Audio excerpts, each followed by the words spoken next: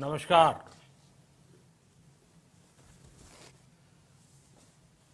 Corona वैश्विक महामारी के खिलाफ लड़ते लड़ते अब हम अनलॉक 2 में प्रवेश कर रहे हैं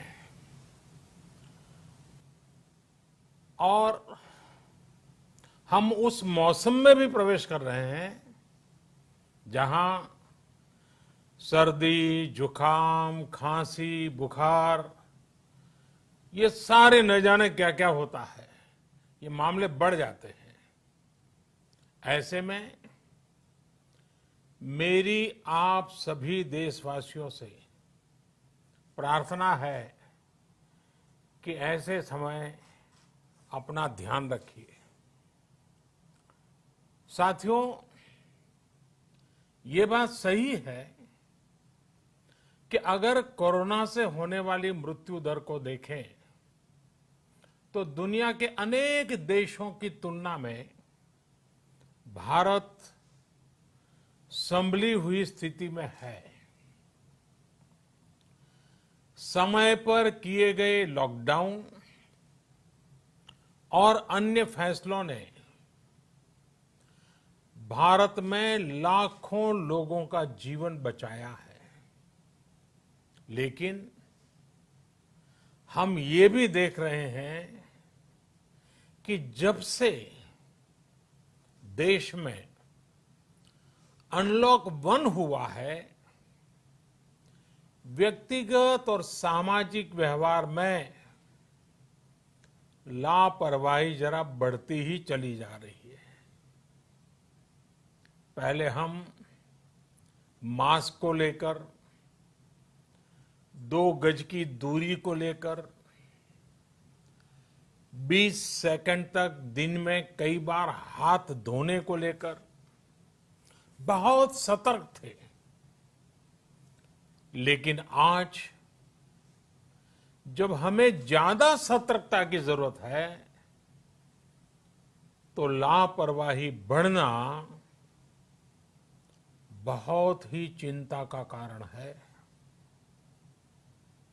साथियों, लॉकडाउन के दौरान बहुत गंभीरता से नियमों का पालन किया गया था। अब सरकारों को, स्थानीय निकाय की संस्थाओं को, देश के नागरिकों को फिर से उसी तरह की सतर्कता दिखाने की जरूरत है।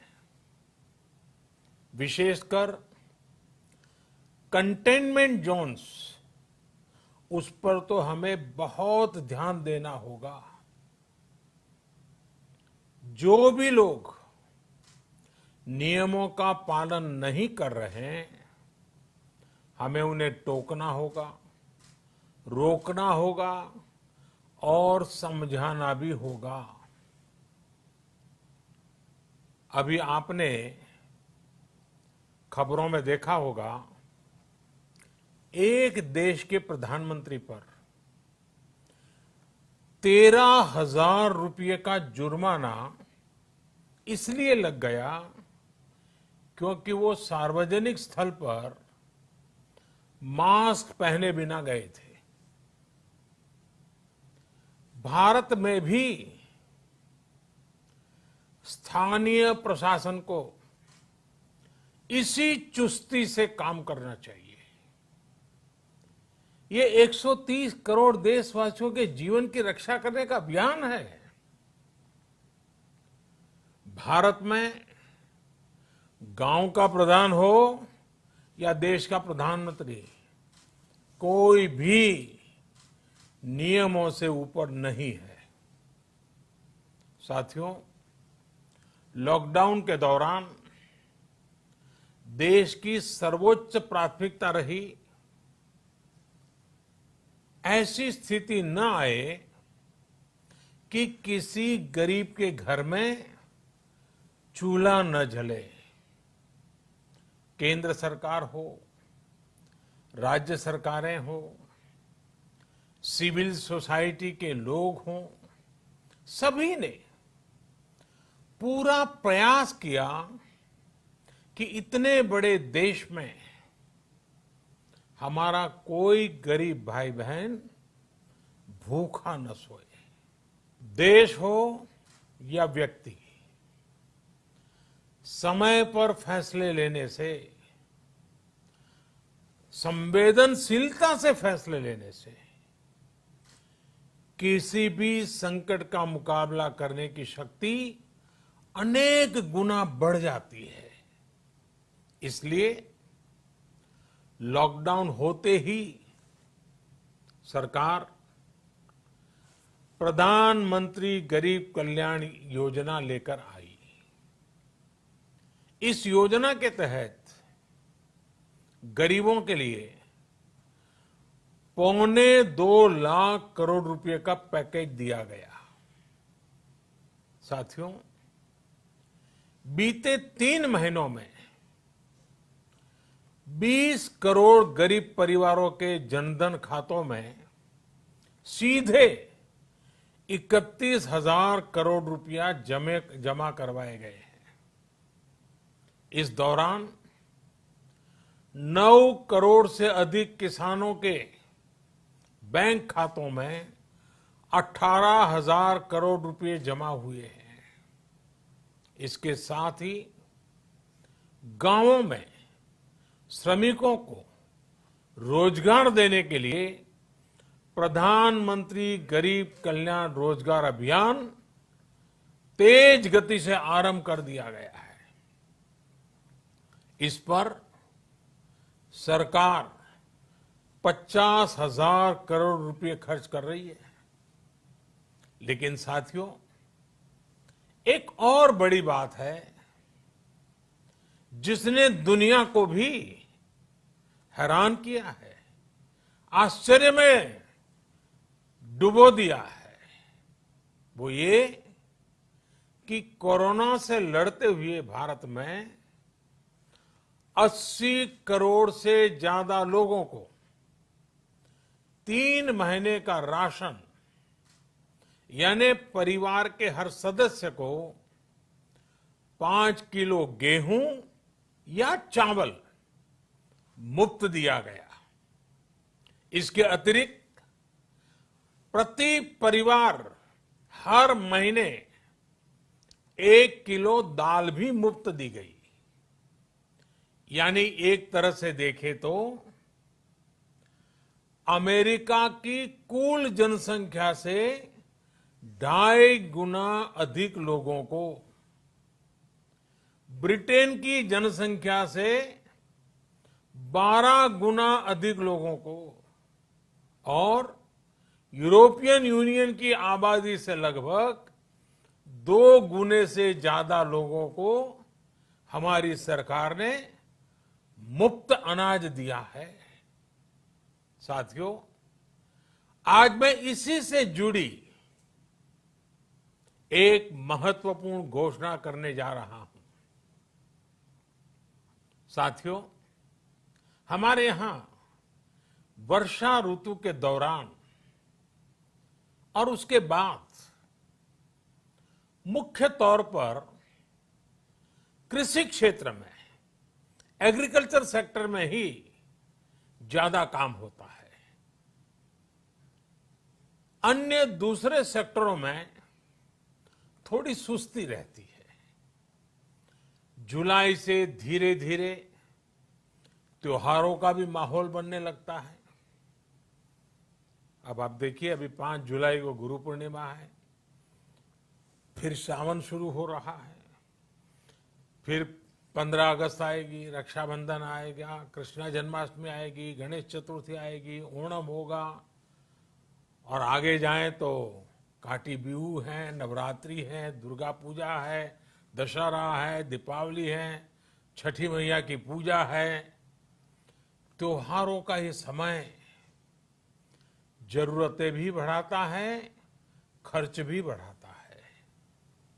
इन सभी बातों को ध्यान में रखते हुए ये फैसला लिया गया है कि प्रधानमंत्री गरीब कल्याण अन्न योजना का विस्तार अब दिवाली और छठ पूजा तक, यानी नवंबर महीने के आखिर तक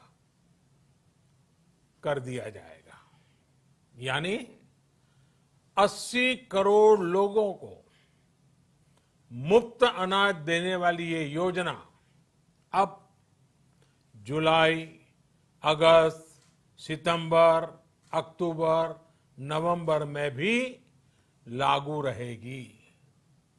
सरकार द्वारा इन 5 महीनों के लिए 80 करोड़ से ज्यादा गरीब भाई बहनों को हर महीने परिवार के हर सदस्य को 5 किलो गेहूं या 5 किलो चावल मुफ्त मुहैया कराया जाएगा। और साथ ही प्रत्येक परिवार को हर महीने 1 किलो चना भी मुफ्त दिया जाएगा। साथियों, प्रधानमंत्री गरीब कल्याण अन्न योजना के इस विस्तार में 90,000 करोड़ रुपए से ज्यादा खर्च होंगे। और अगर इसमें पिछले 3 महीने का खर्च भी जोड़ दें तो ये करीब करीब 1.5 लाख करोड़ रुपया हो जाता है। अब पूरे भारत के लिए हमने एक सपना देखा है। कई राज्यों ने तो बहुत अच्छा काम भी किया है। बाकी राज्यों पर भी हम आग्रह कर रहे हैं कि इसको काम को आगे बढ़ाएं। और काम क्या है? अब पूरे भारत के लिए एक राशन कार्ड की व्यवस्था भी हो रही है। यानी एक राष्ट्र एक ration card, 1 nation 1 ration card. इसका सबसे बड़ा लाभ उन गरीब साथियों को मिलेगा जो रोजगार या दूसरी आवश्यकताओं के लिए अपना गांव छोड़ करके कहीं और जाते हैं, किसी और राज्य में जाते हैं। साथियों, आज गरीब को, जरूरतमंद को सरकार अगर मुफ्त अनाज दे पा रही है तो इसका श्रेय प्रमुख रूप से 2 वर्गों को जाता है। पहला, हमारे देश के मेहनती किसान, हमारे अन्नदाता। और दूसरा, हमारे देश के ईमानदार टैक्स पेयर। आपका परिश्रम, आपका समर्पण ही जिसकी वजह से देश ये मदद कर पा रहा है। आपने देश का अन्न भंडार भरा है, इसलिए आज गरीब का, श्रमिक का चूल्हा जल रहा है। आपने ईमानदारी से टैक्स भरा है, अपना दायित्व निभाया है, इसलिए आज देश का गरीब इतने बड़े संकट से मुकाबला कर पा रहा है।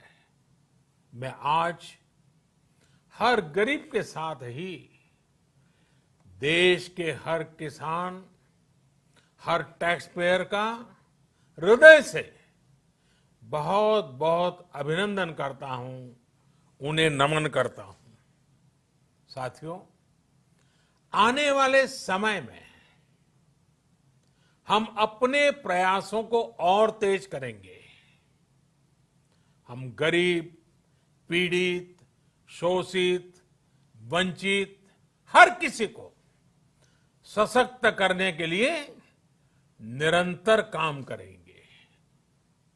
हम सारी एहतियात बरतते हुए इकोनॉमिक एक्टिविटीज को और आगे बढ़ाएंगे। हम आत्मनिर्भर भारत के लिए दिन रात एक करेंगे। हम सब लोकल के लिए वोकल होंगे। इसी संकल्प के साथ हम 130 करोड़ देशवासियों को मिलजुल करके संकल्प के साथ काम भी करना है, आगे भी बढ़ना है। फिर से एक बार मैं आप सबसे प्रार्थना करता हूं, आपके लिए भी प्रार्थना करता हूं, आपसे आग्रह भी करता हूं, आप सभी स्वस्थ रहिए, 2 गज की दूरी का पालन करते रहिए, गमछा, फेस कवर, मास्क ये हमेशा उपयोग कीजिए। कोई लापरवाही मत बरतिए। इसी आग्रह, इसी कामना के साथ मैं आप सभी को बहुत बहुत शुभकामनाएं देता हूं। धन्यवाद।